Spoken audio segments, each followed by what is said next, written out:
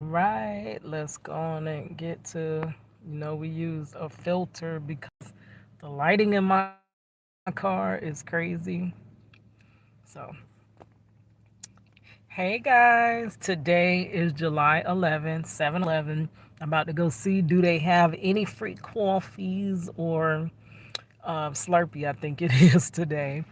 But, anyways, I think I'm really going to finish this story today. This is part 6. I did not think it would take so long, but this was a crazy story. And y'all know I'm just so happy that I can finally tell my side of the stories.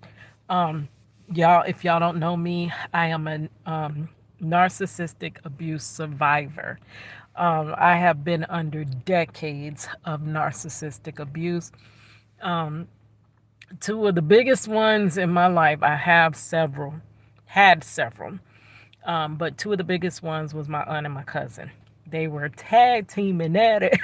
Girl, they was tag teaming me for real. So it felt like I never got a break. But I also had narcissism within my siblings.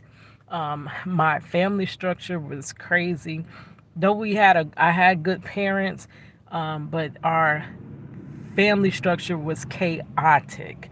And it was just always just something going on, and I was always just waiting for it to be my fault. Something's my fault, so I just stayed tense. Like I showed you, my jaw clenches, and I'm like, why am I clenching my jaw? My shoulders go up, which are like reactions to being stressed out constantly. Even my chiropractor has told me that my body was staying, well, probably still stays because I haven't been able to visit my chiropractor in over a year now. So I'm in pain, girl. But my body stays in a constant state of basically being ready. An over what do you call that? But it's like that state where you're just alert, constant alertness, but it's a specific name for it. And when your nervous system stays like that causes a lot of problems in your life. It causes a lot of stress, and then this unsolved stuff turns to depression and stuff. I am so sorry. I apologize if you can hear my AC, but y'all know I'm in Florida and it's hot. So I cannot just hopefully it don't sound too bad. But let's finish this story finally. Finally, part 6. I get to give you all the details because usually I am silent. I am silenced. Even if I'm talking to somebody that is not a part of it, have you noticed that, okay, you already can't hash things out with the narcissist because they're going to overtalk you. They will quickly escalate it from a conversation to now it's a yelling match. And then you and whoever's bystander will be like, whoever's watching you and the narcissist that's bystander would say, y'all are too old for this. When it's not even you, you're just trying to be heard. Then you try to go talk about it to somebody. And literally, people don't want to hear all those details. They don't want to hear what you got to say like that either. So it's stuff that you just take, and it's like almost like garbage, like when your garbage can needs to be taken out, instead of taking it out, just forcing it on down. Ugh, I know some more of this garbage and toxic stuff can fit down in there. Just jam it down, like you never get to let it out. I hope people ain't looking at me like I'm crazy because y'all know I'm in my spot where I get my little Wi-Fi's. And I hope it's not coming out pixelated. Oh, shoot. Oh, shoot. Oh, that's from TikTok. I forgot don't disturb. Let me do that real quick. I've been back on my TikTok. On my TikTok and my other channel, I do wrongful convictions. Y'all know that's one of the things I have been through. Chosen ones have been through some ish. You know what? Honestly, chosen ones have.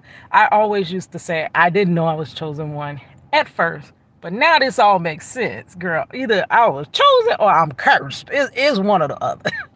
Girl, some of the worst things in life happen to me, and some of the best things in life have happened to me.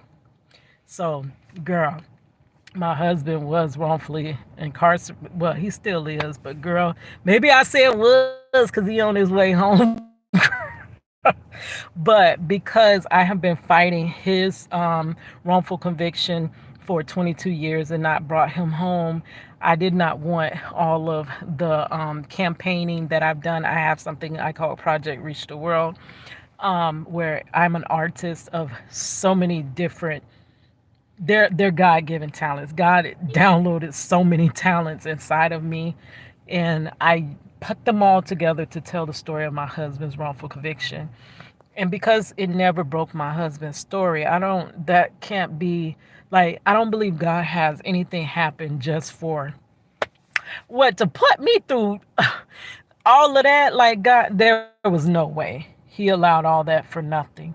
So now I help others fight their wrongful conviction cases. And I just did a story on a guy, and that was someone coming through TikTok. Okay, so back to this story, because that's the whole other channel. If you want to check it out, just let me know. I can give you what my other channel name is, but I separated it because I want to be free. I don't want to be under no type of narcissistic nothing to where I can't sell my whole story, right? My whole truth. Like, I got to hold back because a lot of people do know my other channel, and they watch. I know they watch. Y'all know how they say monitoring spirits. Yeah, they monitor. They monitor that channel, but they won't like or share it, and they won't comment. But they monitors. Yes, but here I'm free to tell my story. Right. Okay. So this is part 6. You blame me because you homeless, girl. Like, my aunt, one of the biggest narcissists in my life, blamed me for her homeless situation. Now, if you want to see parts 1 through 5, look down in the description box or whatnot, and they'll be right there waiting on you, girl. I got a whole bunch of short content out of that, a lot of nuggets, gold nuggets out of that. But let's finish it up. So where we stopped, I had won my case against the apartment complex. And I was so, like, I literally could not even believe it, because I have very, though I have so many gifts and talents, and it is not me, not me. I'm not bragging on me at all. God given gifts and talents that God put down in me for a reason, for a purpose, to do the purpose that He put me on this earth to do. That is why He gave me all those gifts. But I became very, like, doubtful about myself, like thinking I don't know, like thinking very lowly of myself. Like, I can't be that smart. I can't be that this or that. And it really cultivates that feeling of low self-esteem, basically being in these relationships. And it's not just that, it was other things. I was bullied for 2 reasons: for being the only black girl, only one of 2 black children, but only black girl in my elementary school.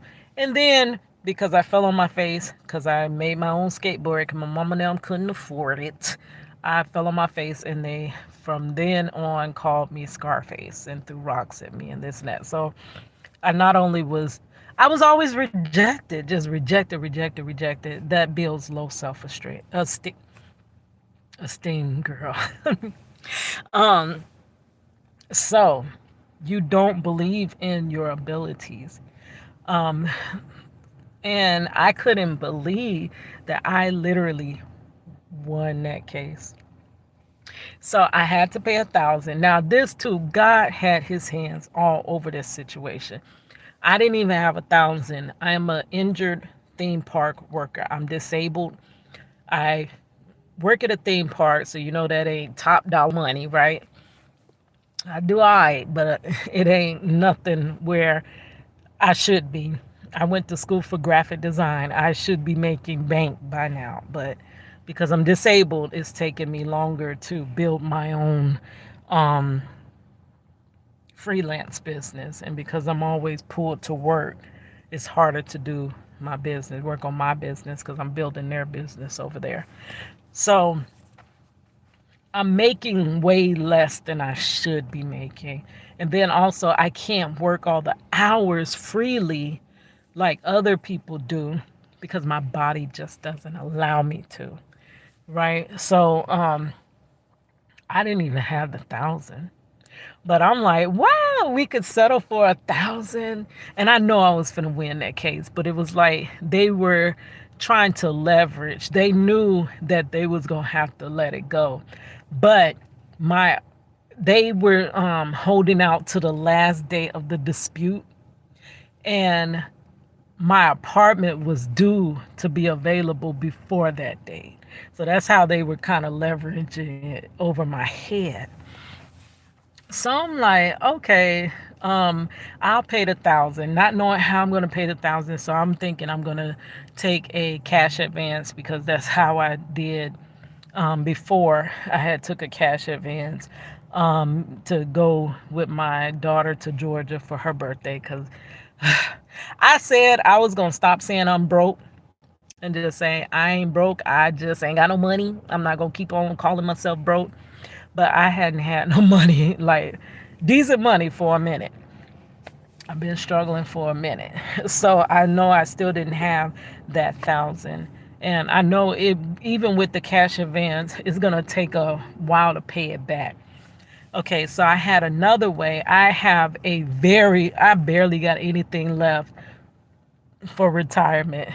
Now that's gone, but I had a little piece of nothing left from my retirement because, through since 2020, we've been depleting every reserve that we had. If we had any little bit of reserve, is gone now, girl. And then I don't advise that using nothing from like your retirement if you underage because they tax your behind, and now I'm hurting. I had to pay back taxes this year, and I've never in my life had to pay back taxes, but I don't know. I'm just believing God is going to make some type of way. Has been making ways, but I know that this is not His will for me to live barely check to check, work to live, and I live to work. Hustle hard until it hurts. Work my fingers down to the bone. And once I pay my bills, ain't got none to come home with. Hey, once I pay my bills, ain't got none to come home with. Once I pay my bills, ain't got none to come home with. Yes, that is not of God. That is definitely of the enemy. So I believe He is going to work something out. I just got to hold on in there until He does, right? So this is how He worked this out, right? So I had to pay the 1,000. Now I had just moved out my apartment and temporarily was moving to my dad's house, which was a better fit because I'm caregiver to my sister, and it's better than keep going cross back and forth across town from my house to over there to work to that. They're all in different areas, like, and traffic is crazy, so it was a lot better being there. So when I moved out and I was trying to sell my a piece of my retirement, which is chump change, but that's all I got now. Like literally, I ain't got nothing else. Ooh, and I better hope I never have to retire, cause that's, girl, I might live one day on retirement from what I got. Maybe not, girl. I don't even know. We ain't even finna try to figure that out because that would cause stress, right? But right now I'm good. I'm taken care of right now. In this moment, I'm breathing. I got my car. I'm good. And I had me some moon pies. I ate me some breakfast. So I'm good. Got my little coffees, racetrack coffee. So I'm good, right? And that's all we're going to worry about is today. Stay in today, right? Because when you think too far in that future, you kind of get like, how this gonna work out? How that gonna work out, girl? So I I updated I was trying to do it online and I updated my address. And for some reason, I couldn't figure out it. I think it needed something, it needed some information that I did not have. So I get on the phone and I call, but I had already updated my address, right? And you have to have it updated because they're trying to cut you a check, right? So I had just updated my address. So I call and I get ready. I say, yeah, I want to sell it. They're like, you want to sell it? Like, we don't really, you're going to be penalized. This. And I like, I know, I understand. Last time I had to do that, my dad's septic system had went out in the house. And that's what took a big chunk and kind of knocked me down. But where everybody else, like how I'm the scapegoat of the family, but when everybody else was like, when my dad was talking about that, everybody else was like, oh, okay, hope it works out for you. But I was the one that was there, was like, I couldn't, I promise you, it looked like my dad was gonna cry. And I never in my life, I don't, girl, I was like, don't even worry about it. I got it. I got it. I could not see my dad cry, right? That remind me of that song, I never seen a man cry. Yeah. But until that sewer broke. That's when I seen a man cry. But girl, so that's why it's I, I ain't broke. I just ain't got no money. So I go and call because I'm like, yeah, I want to sell it. They're trying to talk me against it, but I'm like, girl, my finances going to bed, so I'm gonna have to. And then they said that they were sending out a check, expected this amount of time, whatever. And I also needed, because moving is a lot, so you have to deposit. I needed deposit. So rent is sky high, and it's usually the rent is, it used to be based off your what month of rent would be, but I think now they do something by your credit or something, so they have different rates of deposit and stuff like that. So I needed deposit, I needed money to get a moving truck, I needed to get a storage. They do, if you got, I still got my stuff in storage. They are literally like, they robbing us. They really are. My storage have went up 3 to 4 times since I've been in that unit, and now I'm paying double than when I moved in. For a little tiny, I used to get, when I used to move, I had a storage as big as a garage, and baby, this thing's skinny. This a closet. This a walk-in closet, and they charging me more, like double than ridiculous. Like they're literally draining us dry. So I needed all that money to move. It costs a lot to move. It is not easy to move. And then if you want any help, you got to try to pay people for this, pay people for that, and it's a lot. So I took enough to settle that situation. And I remember sitting at the park. I go to the park every day. I literally get off of work, and that's my decompression. I have 3 herniated discs in my neck. I have 5 pinched nerves. So when I get off of work, I'm already stressed because this is a whole nother story, but I'll lightly tell you what it is. I go through discrimination because I am disabled, and they have to give me reasonable accommodations. But because they give me reasonable accommodations, my coworker, they treat me a certain type of way because they don't want to do the reasonable accommodation. So I go through so much, like, just, it's so much I go through all day at work. So when I get off of work, I sit at the park. I get my Bible. I read a few chapters. I go walking. I lift my neck and stretch my neck, and I just look up at the sky. I also do something called sunset photography, where I literally take pictures of the sunset every day. I'm gonna start an Instagram, but right now it's on my other YouTube channel. But I just love it. I connect, like literally connect with nature. I walk and do stuff like that. So before I got out to walk, I knew I had to tackle this issue, like, my to do list or whatever. So I'm like, I'd call, the check is not there in the bank. So I'm like, it's coming down to, they said I could pay this 1,000, but I'm running out of time and I still could lose that apartment. So I call and the bank is like, nope, there's no check there. And I'm like, it should have been there. So I call the people back that settled the retirement, and they're like, no, we sent out a check. And I'm like, well, they said nothing's been deposited. No, they didn't send out a check. They sent a deposit to the bank is what I expected. They were telling me they usually send out a check. And the bank was telling me that it's not there. So I'm like, okay. They said, did you update your address? Anyway, that's how it panned out. And I was like, yeah, I had to update my address. And they're like, oh, okay. So you can't sell anything. You can't take from your retirement when you update your address until 30 days later.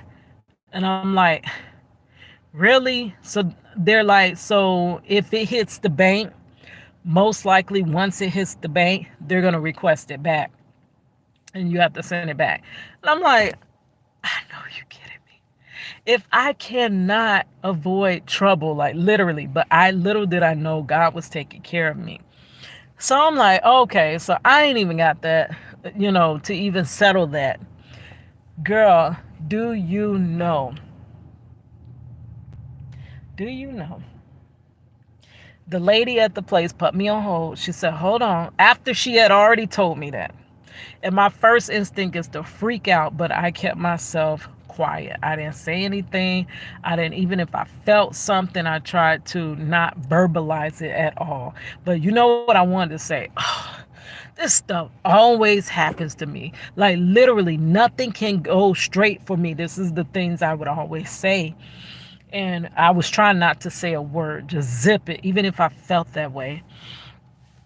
And she's like, I don't know what happened, what type of miracle. She literally said that. But it went through. And I was like, so if they send it, I'm supposed to send it back? And she was like, why would you do that? It went through. I don't know how it went through. She said, because usually when you update an address, we have to wait 30 days. But I think it's because I had updated it and literally called her directly after I updated it.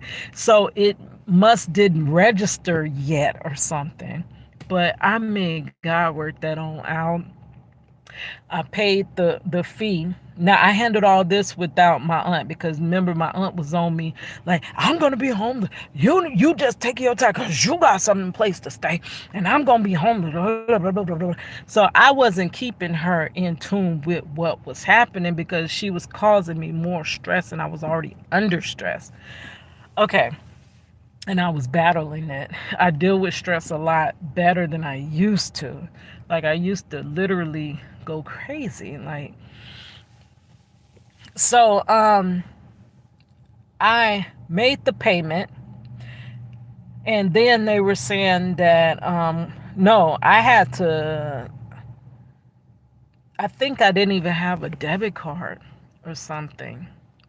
But something they were saying if you pay with credit that they're going to have to hold, like once I paid the amount to the apartment, they would have to hold it for so many days to clear. So it's best to pay debit. So I had to get the funds to my debit, my account. Then you got to wait for that to clear the deposit. And it was just crazy. Okay, so I pay that. I'm keeping her out the loop. Okay, I told her that they said if I pay it, that I can go ahead and reapply. By that time, my application in the online system was gone. So they said I had to go back in and update it. That was a whole stressful, like, there was so much going on with that. They had basically locked me out or something, and they couldn't get me back in. Like, I sat there and tried to get into the account several times to reapply, and it just wouldn't. They sent me over to the um, tech people and stuff like that, and it just wouldn't work, right? So that was the problem. They don't answer on the phone no more. The apartment complexes that I deal with, once 2020 happened and they were learning how to do things not face to face and do it over the phone and email, them people love that now. They would literally be up in the office laughing, talking, joking, hear you at the door, but they still had their doors locked and they would not answer you. So they wouldn't answer the door and they would not answer when you called. And you could literally hear the phone ringing and they would not, it would be the voicemail, and they'll never call you back. So I'm like, I couldn't really get in touch with them like that. So the last time I tried it, I would have to go way across town on my days off because the times that they were all open conflicted with my work schedule. So none of this was working out, right? So I went over there. I went in the office and actually tried to get into the system to redo my application. It wasn't working. So they sent me to the tech people. I'm calling the tech people on my way back to the house, and that's when the next day, me and my daughter were going somewhere. We were going to Busch Gardens. My daughter loves roller coasters, theme parks, everything. That's kind of reason why I work in a theme park. So she wanted to go to Busch Gardens, so we went to Busch Gardens. They're about an hour and something away from us. So we go there, and on the days that I'm hanging with my family, I don't really want to, because it was so much not working out with that situation, that I don't like to mix a situation like that with a time that we're supposed to be having fun. I compartmentalize, like I separate it.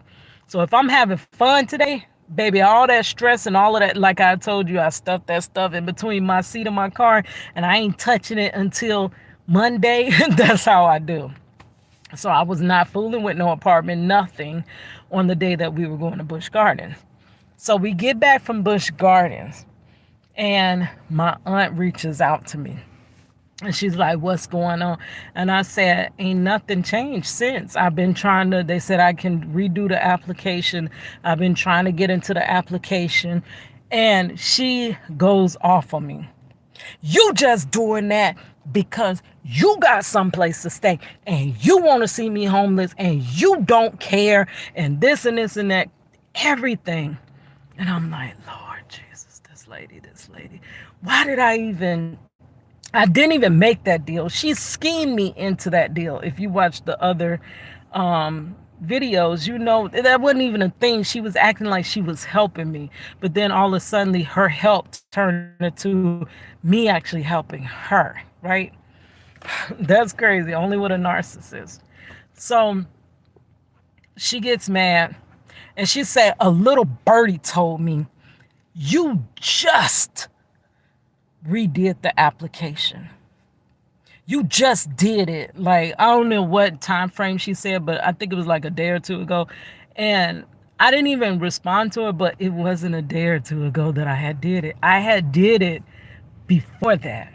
So it took me a minute to do it because I couldn't get in the system. And I was trying to explain that to her, but she didn't want to hear it. But it wasn't a day ago. I don't know who, but I told you how they all get together and talk behind your back.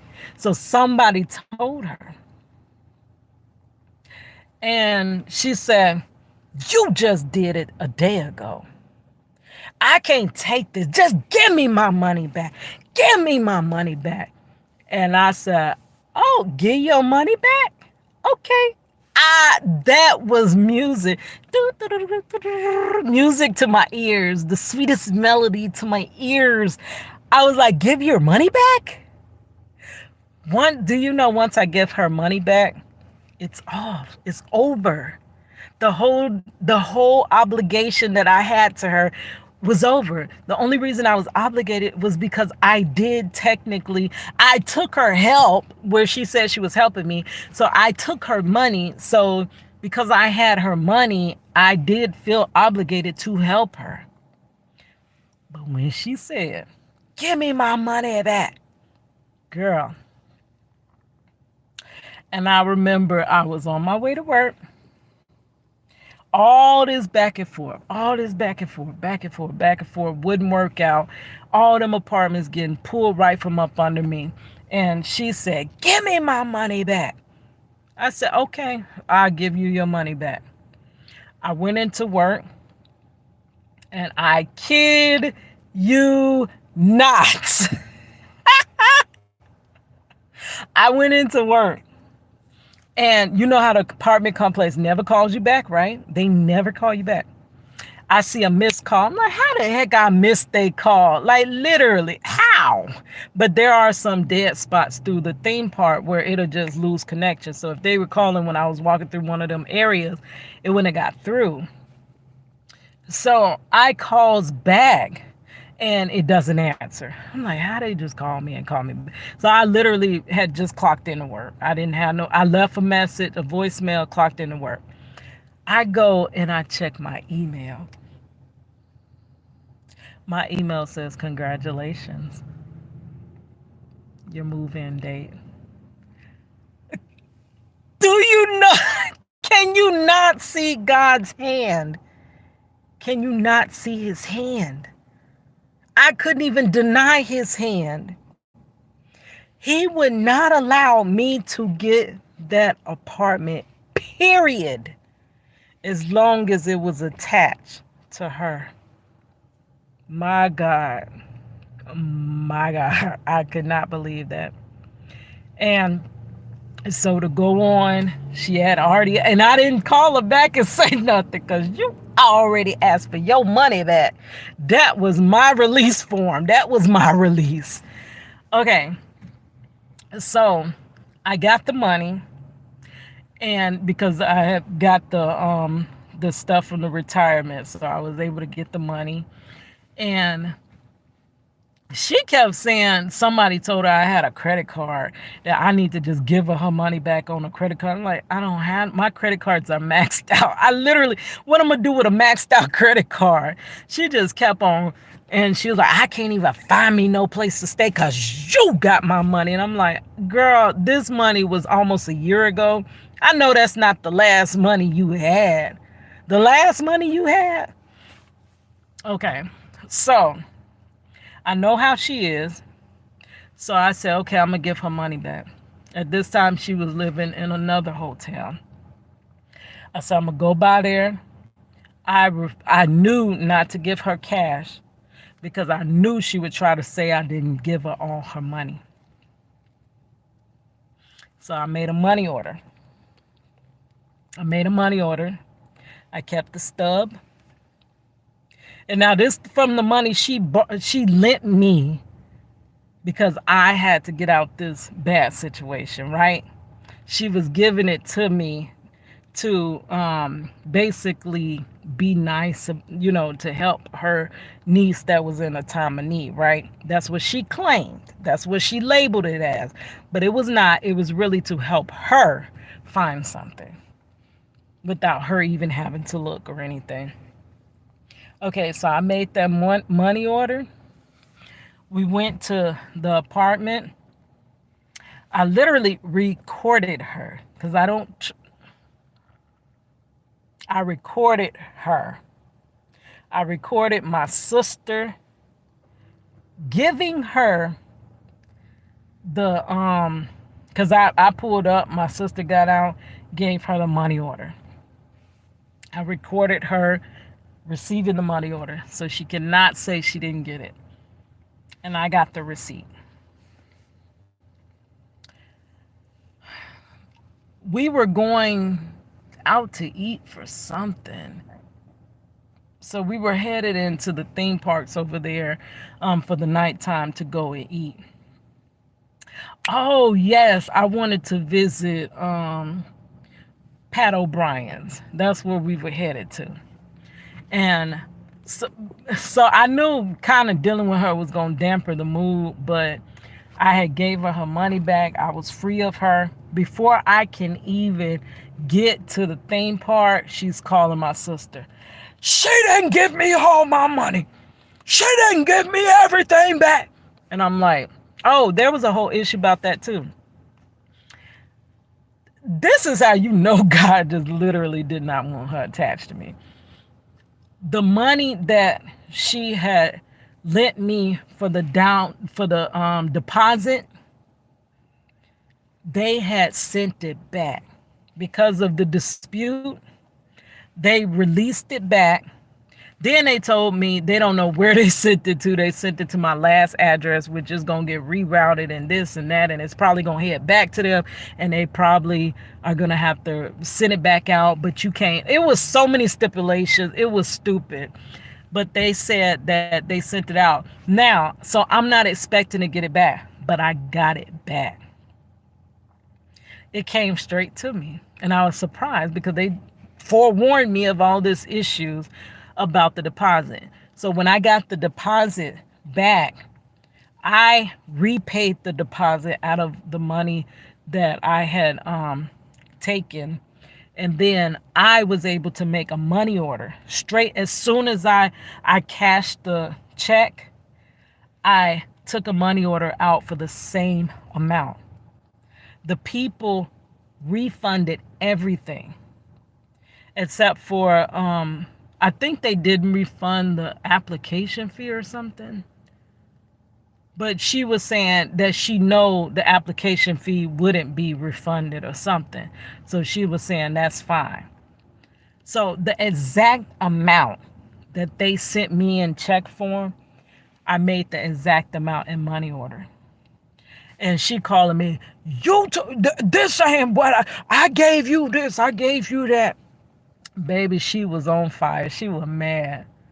But I had gave her her money back that she let me borrow because I was in a hard spot, she say. And she was a loving aunt just helping me and didn't want nothing in it for herself. I gave her money back and we parted ways. Yes. And from that point, I could do one more story because I want to tell y'all what the family was saying. Because you already know I was every B in the book. I was every H in the book. I was every curse word you can make up that you could say in any and every language. I was horrible. I was this. That's when the smear campaign started. The smear campaign already pre-started when I couldn't find her no place to stay. But it was beyond my control. And I kept telling everyone that.